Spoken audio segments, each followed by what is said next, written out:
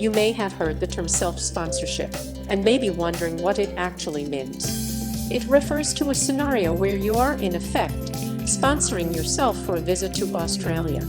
In the most common scenario envisaged, you might establish a business in Australia and then nominate a position for yourself to fill in that business via a temporary or permanent skill. This program is designed to assist employers to help address skills shortages in their businesses. It does this by enabling them to source genuinely skilled overseas workers to fill critical labor shortages.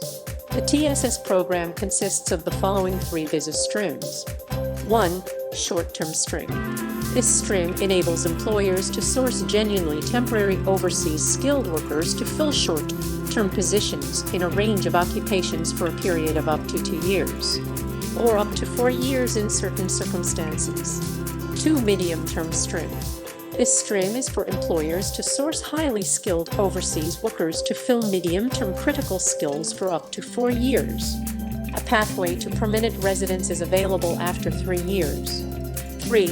Labor agreement stream. This stream enables employers to enter into a labor agreement with an employer who has demonstrated that they are unable to fill a position in the Australian labor market and where other standard visa programs are not available. As a TSS visa holder, you can work in Australia for your approved sponsor in your approved occupation only. You can bring eligible dependent family members with you to Australia.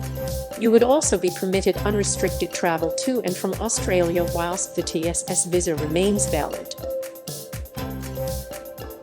The TSS program application process comprises of 3 stages, namely: 1. Sponsorship application. The employer must apply for standard business sponsorship approval.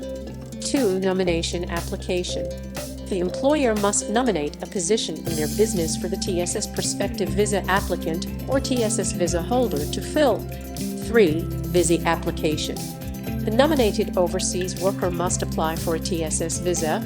In the case of a labor agreement, the sponsorship stage of the process is replaced with the negotiation and signing of a labor agreement.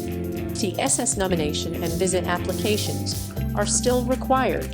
Also be mindful that a sponsorship approval lasts for 5 years.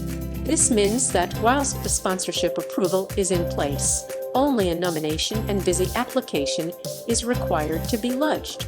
A further point to note is that all 3 applications can be lodged at the same time. The SES or visa is a provisional visa which provides a pathway to permanent residence via the Sublist 191. Permanent Residence Skilled Regional Visa. The program is designed to assist employers in regional Australia to fill labor shortages with skilled overseas workers where they are unable to source Australian workers. SES or visa holders must be willing to live and work in a designated regional area for a specified period. Dependent visa holders must also live, work and study in specified areas of regional Australia. The SES program consists of the following visa streams. 1. Employer-sponsored stream. This stream enables employers in regional Australia to recruit skilled overseas workers to work in specified skilled occupations for a period of. A pathway to permanent residence is available to SES or visa holders after 3 years, provided they meet specified requirements.